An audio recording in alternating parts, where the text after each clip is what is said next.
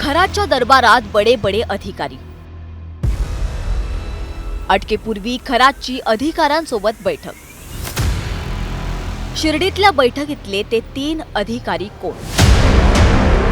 ज्योतिषशास्त्र आणि अध्यात्माच्या नावावर महिलांवर अत्याचार करणाऱ्या भोंदू अशोक खरातनं कोट्यावधींची माया जमवत साम्राज्य उभारलं। त्यासाठी शासकीय अधिकारी, राजकीय नेते आणि अनेक मोठ्या सेलिब्रिटींना हाताशी धरलं। मात्र महिला अत्याचार प्रकरणात खराच्या मुसक्या आवळल्या गेल्या आणि त्याच्या काळ्या कारनाम्यांचं बिंग फुटलं। अटकेच्या काही दिवस अगोदर शिर्डीमध्ये खरात आणि 3 सनदी अधिकाऱ्यांची बैठक झाली। या बैठकीमध्ये नेमकी काय चर्चा झाली, अटकेच्या पार्श्वभूमीवर काही रणनीती आखली गेली आहे का, याबाबत काहीही माहीत नसलं तरी या चर्चेमुळं किंवा या बैठकीमुळं हे प्रकरण अधिकच गडद झालं। खराच्या या गोपनीय बैठकीमागे विनोद नावाची व्यक्ती होती अशी माहिती आता समोर येते। विनोद नावाच्या या व्यक्तीनंच 3 IAS अधिकाऱ्यांची आणि खराची बैठक घडवून आणल्याची माहिती आहे। पण ही बैठक नेमकी कशासाठी झाली? या बैठकीत काय चर्चा झाली? त्यात काय घडामोड घडली? राज्यातील ते 3 IAS अधिकारी कोण? SIT चौकशीत समोर येणार का, असे अनेक प्रश्न आता उपस्थित होत आहेत। शिर्डी परिसरात आरोपी खराचा विनोद नामक पंटर आहे।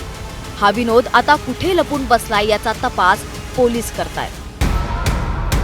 राज्यातील बडे अधिकारी नराधम खराच्या दरबारात जाण्यामागे अनेक कारणं सांगितली जातात। चॉईस पोस्टिंग, बदल्या आणि बढतीचं गणित यासाठी हे अधिकारी खराच्या दरबारात जात असत। कामाच्या मोबदल्यात खरातला जमिनीतील गुंतवणुकीच्या स्वरूपात दक्षिणा दिली जात असे। अनेक वेळा तर अधिकाऱ्यांच्या नातेवाईकांच्या नावावर खरातने अनेक ठिकाणी जमिनींची खरेदी विक्री केल्याचा संशय आहे। नाशिक आणि अहिल्यानगर जिल्ह्यातील मोक्याच्या ठिकाणी प्रामुख्यानं पाथर्डी गवळाने, सिन्नर परिसर, शिर्डी ओझरपट्टा या परिसरात गुंतवणूक केली आहे। या संपूर्ण प्रकरणामध्ये एका शासकीय अधिकाऱ्याकडे संशयाची सुई वळली आहे।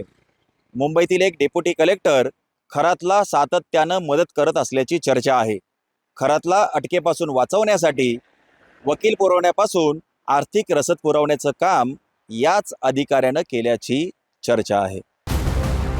खरातचे अधिकाऱ्यांशी असलेले संबंध समोर आल्यानंतर विरोधकही आक्रमक झालेत। खराशी संबंध असणाऱ्या अधिकाऱ्यांवरही कारवाई करण्याची मागणी करण्यात येते। मोठे मोठे मासे यात गळाला लागणार आहेत आणि ज्यांना कोणाला वाटते की आपले व्हिडिओ असतील तीच लोक पुढे यायला तयार नाही आहेत। पण हे जे काही एप्स्टीन फाईल आहे महाराष्ट्राची, ही वरवर दिसते तितकी सोपी नाही। अशोक खरातचे ते आर्थिक व्यवहार सुद्धा, म्हणजे काल शिर्डीलाच मला वाटते काही दिवसांपूर्वी अधिकाऱ्यांनी 3 IAS दर्जाच्या अधिकाऱ्यांनी बैठका घेतल्या। कोण IAS दर्जाचा अधिकारी पाणी आरक्षित करण्यापासून, म्हणजे लाखो लिटर पाणी त्याच्या आश्रमाला आरक्षित केलं गेलं, हे इतकं भयंकर आहे। त्यामुळं या संदर्भामधला तपासात ह्या सगळ्या गोष्टी निष्पन्न होतील। त्याच्यामध्ये अनेक मंत्री आहेत, IAS अधिकारी आहेत आणि IPS अधिकारी आहेत, मोठमोठ्या हुद्द्यावर असलेले अधिकारी आहेत। या सगळ्यांची गच्छंती झाली पाहिजे आणि यांच्यावर कारवाई झाली पाहिजे। सरकारी अधिकाऱ्यांचे सुद्धा नाव येताना दिसते। खराच्या पत्नीसोबत अभिजित भांडे नावाचे जो अधिकारी आहे, याचे आर्थिक व्यवहार झाल्याचं ते जिथे असे आर्थिक व्यवहार असतील तिथे चौकशी केली जाईल। या संपूर्ण प्रकरणाची अत्यंत वरिष्ठ स्तरावर मॉनिटरिंग होते आहे। स्वतः डीजींना मी सांगितलेलं आहे की त्यांनी याचं मॉनिटरिंग करायचं आहे। याच्यामध्ये SIT तयार केलेली आहे। नाशिक CP आणि SIT मिळून या ठिकाणी हे काम पूर्ण करता आहेत आणि मला असं वाटतं की या संदर्भात कुठल्याही परिस्थितीत कोणालाही स्पेअर केलं जाणार नाही।